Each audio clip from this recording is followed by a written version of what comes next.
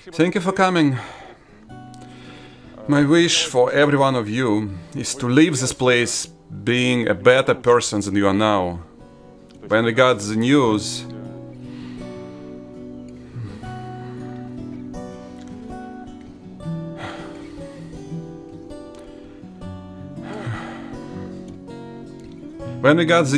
my first words to my wife and to my mom were, our first duty is to the living. So let's keep that in mind to go through all this together and come out on the other side slightly better. Life is a very strange thing, beautiful, mysterious, but on the other hand, merciless and meaningless. The lack of meaning and suffering are the base for all religions. The search for a reason. But nobody here is truly religious, so how do we deal with this? How do we accept death? No, accept is the wrong word. We should never accept it. Put up, submit. No, we should never submit to death either. But at least we should try to find meaning which would give us some power to improve. There is a famous saying, never speak ill of the dead. I'm not exactly agree with this idea because it squishes the dead into some flat. It removes depths of the character. However, it's a tradition, so I'm going to start with that. But then I'll do my best to build on top. The irony of life, I didn't know my dad all that well. I only remember myself from the age of 8 or 9 with some clarity. From the age of 9 till 11, during the Chernobyl disaster, I lived away from him with my sister. At the age of 16, I already left to live on campus in college. And then United States, family, work, kids, mundane. And so the real years with my dad, I only had 5 of them, give or take. But even 5 years was enough to absorb some good things. The love of music, the love and skill to dig deep into any subject. If you do it good. And I'm not sure if the last thing is a plus or minus. My wife usually says, never ask him, how was the dinner, unless you're ready to know the truth. My dad was the most honest person I ever knew in my life. Another story.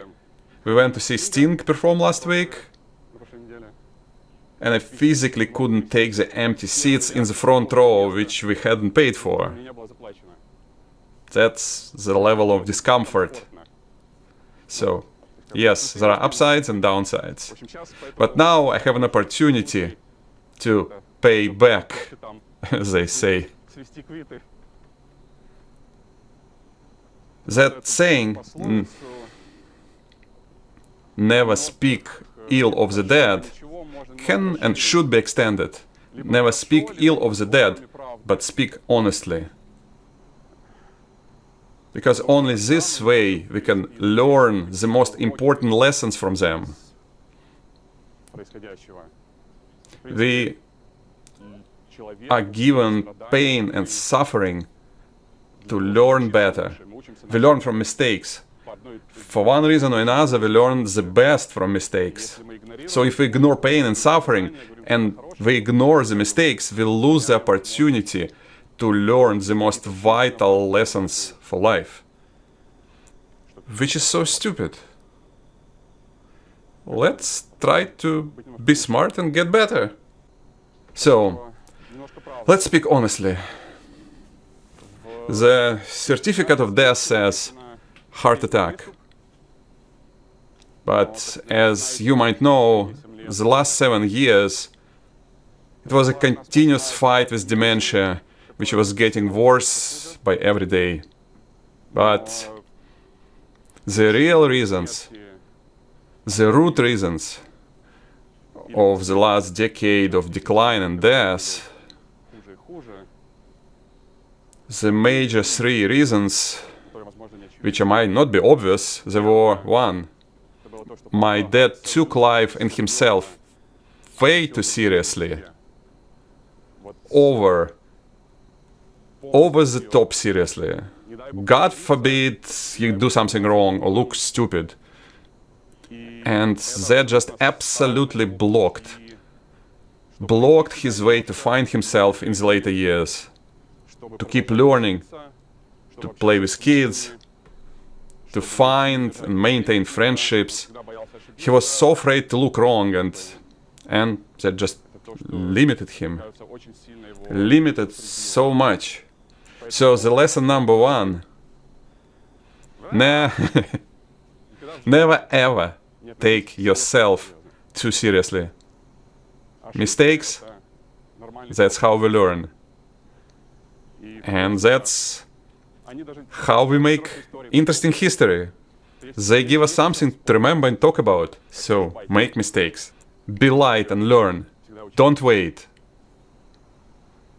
Don't wait for the ideal moment. You don't have to hit the bullseye every time. Don't wait for the perfect conditions to start. Imperfect action today is something you can improve upon tomorrow. Instead of waiting for the perfect Monday, when we will start and do it now, because it will never come. So, today is always the best day to start. Second nail in the coffin was the lack of meaning or hobbies. We all wait for retirement, lucky 1 million lottery win, so we can stop the work and only do whatever pleases us. But the strange thing is, when you get what you want and do nothing, your body says, you do nothing, time to make room. It ties down to the previous statement a little bit, but we have so many things around us to learn, to engage with, be busy and wake up every morning with a sparkle in your eyes and run to do things. But you have to actively look for that.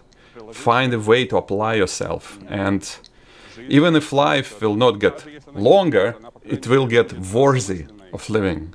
And everyone will say, wow, that's something we want to follow.